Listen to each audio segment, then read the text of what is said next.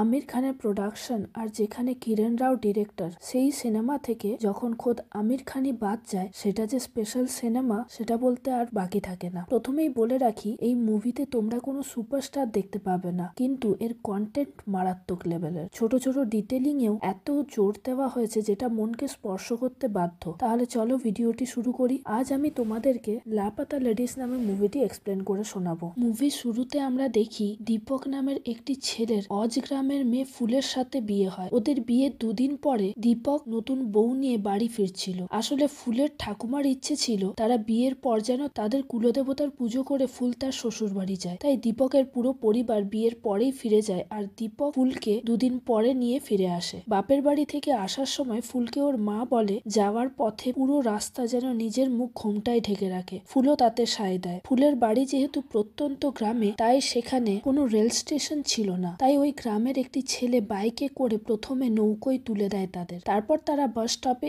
এসে বাসের ছাদে চেপে যেতে শুরু করে। দীপক নতুন বউয়ের গয়না চুরি হয়ে যেতে পারে এই ভেবে ফুলকে সমস্ত গয়না একটি পুটলির মধ্যে ভরে দিতে বলে, যাতে ফুল তার সব গয়না একটি পুটলিতে বেঁধে দীপককে দিয়ে দেয়। এরপর তারা একটি অখ্যাত জায়গা থেকে ট্রেনে উঠে যেতে শুরু করলে দেখে সমস্ত ট্রেনে মারাত্মক ভিড়। আর তারা যে জায়গায় গিয়ে বসে সেখানেও একই রকম জামা কাপড় পরা আরো দুজন কাপল ছিল, যাদের বউদের মুখ গলা পর্যন্ত ঘোমটা দেওয়া। ওই কাপলদের মধ্যে প্রদীপ নামের বরটি জানায় তার শ্বশুরবাড়ি থেকে ভালো মোবাইল দেয়নি, তাই সেই মোবাইল রাখবে না, আর ফোনটি বউটির হাতে দিয়ে বলে তুমিই রাখো। এই দেখে প্রদীপের মা দীপককে জিজ্ঞাসা করে তুমি কত পণ পেয়েছো। তা শুনে দীপক চুপ করে থাকে। প্রদীপের মা বলে নিশ্চয়ই তোমার মধ্যে কোনো খুঁত আছে। আমার প্রদীপ তো একটা বাইক, মোবাইল, 15 ভরি গয়না আর 50,000 টাকা নগদ পেয়েছে। তা শুনে ওখানে সবাই চুপ করে যায়। এরপর এক সময় দীপকের ওয়াশরুম যাবার দরকার পড়লে ফুলকে জানিয়ে ও ওয়াশরুমে চলে যায়, আর ওই জায়গায় প্রদীপ এসে বসে,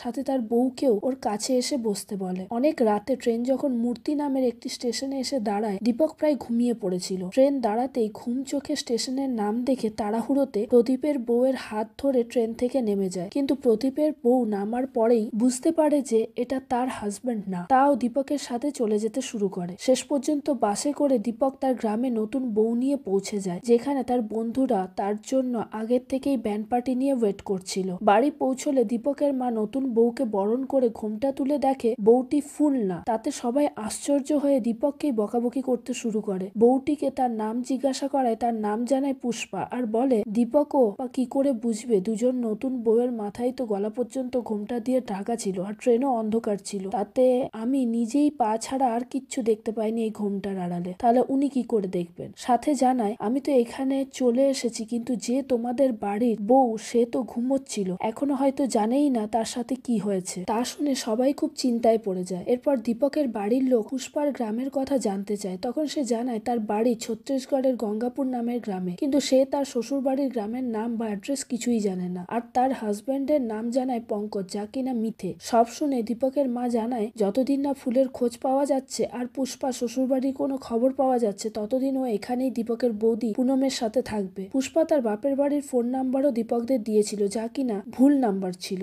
এখানে আমাদেরও সন্দেহ হয় হয়তো কোনো ডাকাত দলের লোক পুষ্পা, যে শুধুই মিথ্যে বলে যাচ্ছে। এবার আমরা ফুলকে দেখতে পাই, সে সদ্য ঘুম থেকে উঠে এদিক ওদিক তাকিয়ে দীপককে খুঁজে যাচ্ছে, যাকে দেখে প্রদীপ এগিয়ে এসে সাহায্য করতে চাইলে ফুল জানায় তার কিছু লাগবে না। প্রদীপও ট্রেন থেকে নেমে তার বউকে খুঁজে যাচ্ছিল, কিন্তু পাচ্ছিল না। শেষে প্রদীপ নিশ্চিন্তে তার মা বাবাকে জানায় বউ না পেলেও ক্ষতি নেই, সে তো বউয়ের বাড়ি থেকে পণের টাকা, বাইক সব পেয়েই গেছে। তা শুনে ফুল খুব ভয় পেয়ে লুকিয়ে পড়ে, যাতে কেউ তাকে দেখতে না পায়। সকালে উঠে ফুল স্টেশনেই ঘুরছিল, তখন পেছন থেকে একজন হ্যান্ডিক্যাপ ছেলে এসে ওকে ডাকতে থাকে। তাকে দেখেও ফুল ভয় পেয়ে পালাতে শুরু করে। তখনই একটা বামন ছেলে, মানে বেটে আর কি, নাম আব্দুল, তাকে বলে এই ছেলেটি খুব ভালো, তাকে দেখে তুমি পালাচ্ছ কেন। ফুল আব্দুলকে দেখে আশ্বস্ত হয় আর জানায় সে হারিয়ে গেছে। সব শুনে আব্দুল তাকে স্টেশন মাস্টারের কাছে নিয়ে যায়, আর তাকেও ফুল তার হারিয়ে যাওয়ার কথা জানায়। স্টেশন মাস্টার ফুলকে তার শ্বশুরবাড়ি গ্রামের নাম জানতে চাইলে সে বলে তার নাম মনে নেই। তখন স্টেশন মাস্টার ওই স্টেশনের কাছাকাছি সব গ্রামের নাম বলে আর জানতে চাই এর মধ্যে কি কোনো গ্রামে তার শ্বশুরবাড়ি। ফুল জানায় না, ও শ্বশুরবাড়ির গ্রামের নাম কোনো ফুলের নাম দিয়ে। শেষে কেউ সাহায্য করতে না পারলে আব্দুল তাকে স্টেশনেই একটা চায়ের দোকানে নিয়ে আসে। অন্যদিকে পুষ্পা সকালে উঠে তার গয়না আর শাড়ি নিয়ে দীপকের মায়ের কাছে রাখতে আসে। তখন মা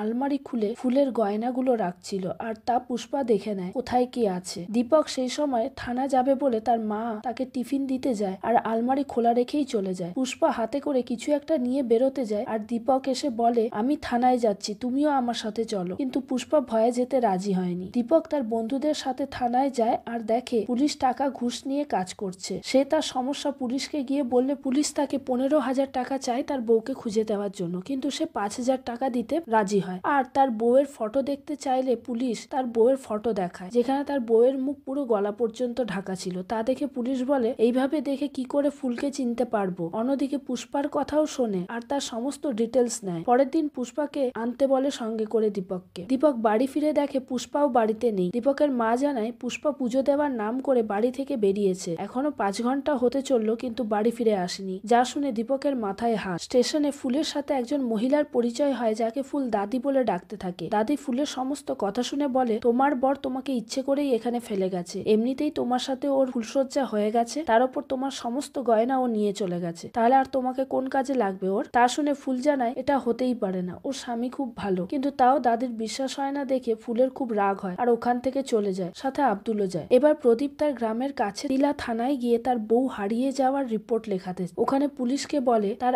আগের বউ মারা যাওয়ায় তার উপর কেস হয়েছিল, বউকে আগুন লাগিয়ে মেরে দিয়েছিল বলে, তাই এবার কেউ যাতে কেস করে না দেয় তার আগেই থানায় রিপোর্ট করে যাচ্ছে তার বউ হারিয়ে গেছে বলে। অন্যদিকে দীপকের বাড়িতে পুষ্পা ফিরে আসে, তাকে দেখে দীপক জানতে চায় সে কোথায় গিয়েছিল এতক্ষণ ধরে। সে জানে সে তো বাড়িতে বলেই গিয়েছিল মন্দিরে যাচ্ছে, ওখানেই ছিল। পাশ থেকে দীপকের বাবা বলে আমি মন্দিরেও গিয়েছিলাম, তুমি তো ছিলে না। তখন পুষ্পা জানায় আমি ঘোমটা দিয়ে কোণে বসেছিলাম, তাই আমাকে দেখবেন কিভাবে। আর ভেতরে গিয়ে সবার অলক্ষ্যে আলমারি খুলে কিছু একটা রাখে যা খুবই সন্দেহজনক। মূর্তি থানায় পাতিলা থানা থেকে হারিয়ে যাওয়া একটি মেয়ের রিপোর্টের ফ্যাক্স আসে, যা দেখে ইন্সপেক্টর মনোহর পাতিলা থানায় ইন্সপেক্টরকে ফোন করে বলে আমার থানায়ও একটি নিখোঁজ হওয়া বইয়ের রিপোর্ট জমা পড়েছে, যে কিনা একই দিনে একই ট্রেন থেকে গায়েব হয়েছিল। পাতিলা থানার ইন্সপেক্টর জানায় তার কাছে যে মেয়েটির রিপোর্ট জমা পড়েছে তার নাম জয়া আর তার কাছে 15 ভরি সোনার গয়না ছিল, যা শুনে মনোহর ভীষণ খুশি হয়ে যায়। এরপর দেখায় পুষ্পা রাতে উঠে নতুন সিম কার্ড ওর মোবাইলে লাগাচ্ছে আর পুরোনো সিম কার্ডটাও প্রথম দিনই পুড়িয়ে দিয়েছিল। তখনই আমরা বুঝতে পারি ও আলমারির থেকে পরিচয়পত্র বের করে তা দিয়ে নতুন সিম তুলেছিল। পরের দিন সকালে ফুলকুমারী চায়ের দোকানের দাদির কাছে এলে তাকে হাতে হাতে কিছু কাজ করতে বললে ফুল দাদির সাথে বন্ধুত্ব করে নেয়। এরপর থেকে দাদির কাছেই থাকতে শুরু করে। সেই সাথে জানতে পারে এই দাদি তার হাজবেন্ড আর ছেলের সাথে আগে থাকতো, কিন্তু সারাদিন বাইরের কাজ করে রোজগার করে নিয়ে যাওয়ার পরও বর ধরে মারতো, তাই সে তাদের তাড়িয়ে নিজে একাই থাকে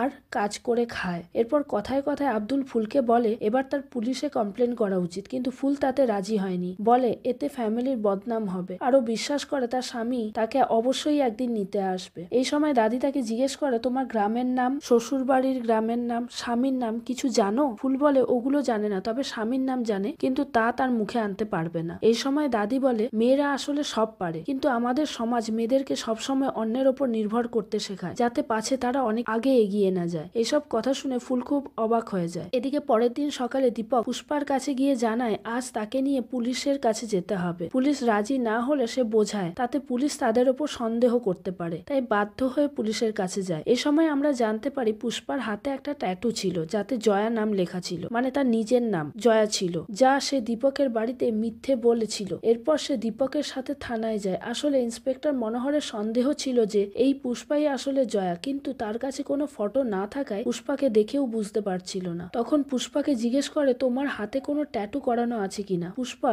নিজের হাত দেখায়, সেখানে জয়ার বদলে শ্রেয়া করা ছিল, যা দেখে পুলিশ বুঝতে পেরে যায় পুষ্পা মিথ্যে কথা বলছে, কিন্তু কেন বলছে সেটা বুঝতে পারে না। তাই সে তাকে ওখানে কিছু না বলে ছেড়ে দেয় আর তার উপর নজর রাখা শুরু করে। দেখে পুষ্পা সকালবেলায় মন্দির যাওয়ার নাম করে বাড়ি থেকে বেরিয়ে মোবাইলে কারোর সাথে কথা বলছে। নিজের একটা সোনার চুড়ি বিক্রি করে সেই টাকা দিয়ে কিছু জামা কাপড় কেনে আর 25,000 টাকা পোস্ট অফিস মারফত মানি অর্ডার পাঠায় কোথাও, আর সেখানে একজন ট্রাভেল এজেন্টের কাছ থেকে গিয়ে কোথাও যাওয়ার টিকিট কাটে, তারপর বাড়ি ফিরে চলে আসে। এসব দেখে পুলিশ বুঝতে পারে এই পুষ্পাই জয়া, যে সমস্ত টাকা হাতিয়ে নিয়ে হয়তো পালানোর প্ল্যান করছে, কিন্তু পুলিশের কাছে কোনো প্রমাণ না থাকায় তাকে ধরতে পারছিল না। রাতে পুষ্পা সমস্ত ব্যাগ গুছিয়ে যাওয়ার জন্য যখন বেরোতে যায় দেখে দীপক মদ খেয়ে সাইকেল নিয়ে বাড়িতে মাতাল হয়ে ঢুকছে আর ফুলের কথাই শুধু বলে যাচ্ছে, যা শুনে পুষ্পা বুঝতে পারে দীপক তার বউকে কত ভালোবাসে, তাই সে ওই দিন তার যাওয়া ক্যান্সেল করে দেয়। পরের দিন খেতে গিয়ে চাষ দেখার সময় পুষ্পা দেখে সব গাছে পোকা পোকা লেগে গেছে। তাই সে দীপকের বাবাকে বলে কোনো পেস্টিসাইড না দিয়ে কিভাবে অর্গানিক ফার্মিং করা যায় আর এই পোকাগুলোকে সরানো যায়, তাই ডিসকাস করছিল। তা শুনে পুনম অবাক হয়ে জিজ্ঞেস করে, তুমি চাষবাসের সম্পর্কে এত কিছু জানো কি করে? তখন পুষ্পা জানায়, আমার বাবার অনেক জমি ছিল যেখানে আমরা অর্গানিক উপায়ে চাষ করতাম, কিন্তু আমার বিয়েতে যৌতুক দেওয়ার জন্য বাবার অনেক জমি বেচে দিতে হয়েছে। এই সময় কথায় কথায় পুষ্পা জানতে পারে পুনম খুব ভালো আঁকতে পারে। তখন পুষ্পা পুনমকে ফুলের একটি ছবি এঁকে দিতে বলে, যার কপি নিয়ে দীপকের বন্ধু গুঞ্জনকে এর প্রিন্ট আউট বের করে দিতে বলে। এই সময় থানায় পুলিশের কাছে পাতিলা থানা থেকে পুষ্পার ফটো ফ্যাক্সে আসে, যা দেখে পুলিশ বুঝতে পারে যে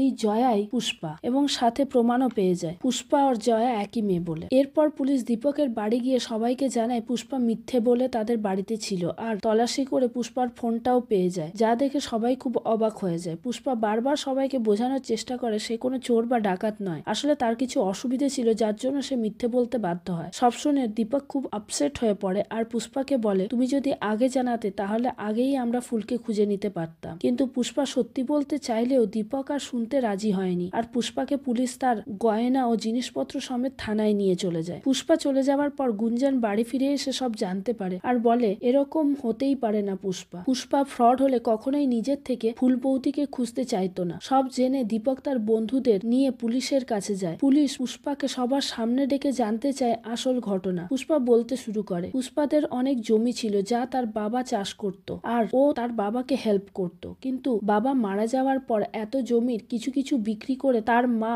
বোনদের বিয়ে দিতে থাকে। তার বিয়েতে যৌতুকের জন্য অনেকটা জমি মা বেচে দেয়, তাও 15,000 টাকা কম পড়ে। অন্যদিকে জয়া পড়াশোনায় খুব ভালো হওয়ায় সে দেরাদুনে এগ্রিকালচার ডিপার্টমেন্টে পড়ার সুযোগ পেয়ে যায়। এই কথাটা মাকে জানালে মা বলে সে বিয়ে না করে পড়াশোনা কমপ্লিট করবে সেটা হতে পারে না। কিছুতেই রাজি হয়নি তার মা, লাস্টে তাকে বিয়েতে বসতে বাধ্য করে। বিয়ের দিন পুষ্পা জানতে পারে প্রদীপ তার আগের বউকে বাচ্চা না হওয়ার জন্য পুড়িয়ে মেরে ফেলে। এসব জেনে যখন দীপক নিজের থেকে না জেনেই ট্রেন থেকে নামিয়ে দেয় পুষ্পাকে, এটা ভগবানের ইশারা ভেবে ও তার সাথে বেরিয়ে আসে আর এই মিথ্যে কথাগুলো বলে। আর এও জানায় যে ওই গয়না বিক্রি করে কলেজে ভর্তি হওয়ার টাকা পোস্ট অফিসের থেকে মানি অর্ডার করে পাঠায় আর পরের সপ্তাহ থেকে ওদের ক্লাস শুরু হওয়ার কথা থাকায় সব ব্যবস্থা করে ও চলে যাওয়ার জন্য রেডি হয়েই যায়। কিন্তু সেদিন দীপককে ফুলের জন্য কষ্ট পেতে দেখে ও সিদ্ধান্ত নেয় ফুলকে খুঁজেই ও চলে যাবে। সেই মতো ফুলের পোস্টার বানিয়ে চারিদিকে ছড়িয়ে দিয়েছিল যাতে তার মোবাইল নাম্বারও রাখা ছিল। পুলিশকে পুষ্পা জানায় তার মোবাইলটা চেক করে দেখতে, যদি কেউ ফুলকে দেখে থাকে তাহলে তাকে ফোন নিশ্চয়ই করে থাকবে। পুলিশ মোবাইলে দেখে 12টা মিস কল। এদিকে ফুলকে দেখায় সে দাদির সাথে দোকানে কাজ করছিল, সে সময় আব্দুল দৌড়ে এসে তার পোস্টার দেখায় আর বলে, দেখো তো, তোমাকে তোমার শ্বশুর বাড়ির লোক ওখানে দেওয়ার নাম্বারে স্টেশন মাস্টারের কাছে গিয়ে ফোন করতে থাকে, কিন্তু কেউ ফোন ধরে না। কিছুক্ষণ পরে পুলিশ ওই নম্বরে ফোন করে স্টেশন মাস্টারের কাছে দীপকের বাড়ির ঠিকানা বলে আর বলে ফুলকে পাঠিয়ে দিতে। ওই স্টেশন মাস্টার ফুলকে গিয়ে জানায় এই গাড়ি ফুলের শ্বশুর বাড়ি পর্যন্ত যাচ্ছে। সে যেন এই গাড়িতে উঠেই মূর্তি নামের স্টেশনে নেমে যায়। আনন্দে ফুল ওই গাড়িতে একাই চড়ে বসে। এরপর পুলিশ জানায় দীপককে, তোমার ফুল গাড়িতে উঠে গেছে, সে মূর্তি স্টেশনে তাড়াতাড়ি নামবে, তুমি সেখানে যাও। আর পুষ্পার হাজবেন্ড প্রদীপকেও খবর দেওয়া হয়েছে, সে আসছে জয়াকে নিতে। তা শুনে জয়া বলে, চাইলে আপনি আমার সমস্ত গয়না মোবাইল রেখে নিন, কিন্তু আমি প্রদীপের সাথে যাব না। দীপকও জয়ার সাথে একমত হয়ে পুলিশকে রিকোয়েস্ট করে, কিন্তু তখন পুলিশ দীপককে বলে, তোমার বউ আবার যাতে হারিয়ে না যায় সেদিকে দেখো, আর এটা আমাকে দেখতে দাও, বেশি কথা বললে তোমাকেও জেলে ভরে দেবো। শেষে বাধ্য হয়ে দীপক ওখান থেকে বেরিয়ে যায়। জয়া অনেক রিকোয়েস্ট করলেও জয়াকে পুলিশ জেলে ভরে দেয়। প্রদীপ থানায় এলে জয়াকে বের করে। জয়াকে দেখেই প্রদীপ পুলিশকে টাকা দেয় আর জয়াকে গিয়ে আগে জোরে একটা থাপ্পড় মারে আর বলে, আগে তুই বাড়ি চল, তারপর তোর মজা বের করছি। এরপর যখন সে থানা থেকে বেরোতে যায় পুলিশ বাধা দিয়ে বলে, তুমি রিপোর্ট করেছিলে তোমার বউ হারিয়ে গেছে, তোমাকে তোমার বউ খুঁজে দিয়েছি, তোমার কেস সলভ, কিন্তু এখন যেটা হচ্ছে তুমি জয়াকে নিয়ে যেতে পারবে না। প্রদীপ অবাক হয়ে জিজ্ঞেস করে, কেন? তখন পুলিশ জানায় জয়া তোমার সাথে যেতে চায় না। তাই তা শুনে প্রদীপ খেপে গিয়ে বলে, আমার বউকে আমি নিয়ে যাব, দেখি কে আটকায়। তখন পুলিশ বলে, আমাদের সবার সামনে তুমি ওর গায়ে হাত তুলেছো, তাতে একটা কেস হয়, তারপর তুমি নিজেই স্বীকার করেছো জয়ার বাড়ি থেকে তুমি এত যৌতুক নিয়েছো আর অন ডিউটি পুলিশকে হুমকি দিচ্ছ, তাতেই যা কেস হবে। তারপর তোমার আগের বউয়ের কেস খুললে তো আরো বড় ঝামেলায় পড়ে যাবে তুমি, এবার ভেবে দেখো কি করবে। আর বলে, আজকের পর থেকে জয়াকে যদি কোনোভাবে উত্ত্যক্ত করেছো তাহলে এইসব কেস দিতে আমার সময় লাগবে না। প্রদীপ এসব শুনে রাগে ফুসতে ফুসতে বাড়ি চলে যায়। পুলিশ জয়ার সমস্ত গয়না মোবাইল জয়াকে ফেরত দিয়ে বলে, যাও তুমি মন দিয়ে পড়াশুনো করো। তখন জয়া তার একটা চুড়ি আর মঙ্গলসূত্র দিয়ে বলে, এগুলো আমার না, এগুলো আপনি রাখুন। বাকি মায়ের দেওয়া সমস্ত গয়না নিয়ে সে বেরিয়ে যায়। অন্যদিকে ফুলকে দেখায় সে দীপককে খুঁজে পায় আর দুজন দুজনকে জড়িয়ে ধরে ভীষণ খুশি হয়ে যায়। এরপর দীপক ফুলকে সাইকেলে করে বাড়ি নিয়ে আসে। কিছুদিন পর দীপকের বাড়ির সব লোক জয়াকে বাসে তুলতে আসে পড়তে যাওয়ার জন্য, আর সবাই তাকে অনেক আশীর্বাদ করে। এখানে আমরা দেখি গুঞ্জন আর জয়া একে অপরকে খুব পছন্দ করে, আর গুঞ্জন জয়াকে বলে যে কোনো দিন সে এখানে ফিরে আসতে পারে, তার জন্য সে অপেক্ষা করবে। জয়া এর উত্তর না দিয়ে হেসে বাসে ওঠে আর চলে যায়। এখানেই মুভিটি শেষ হয়। তোমাদের এই মুভির স্টোরি আর আমার এক্সপ্লেনেশন পছন্দ হলে লাইক শেয়ার করে দিও, আর অবশ্যই আমার চ্যানেলটিকে সাবস্ক্রাইব করে দিও যাতে আরো অনেক ভালো ভালো এক্সপ্লেনেশন তোমাদের জন্য আনতে পারি। Thanks for watching.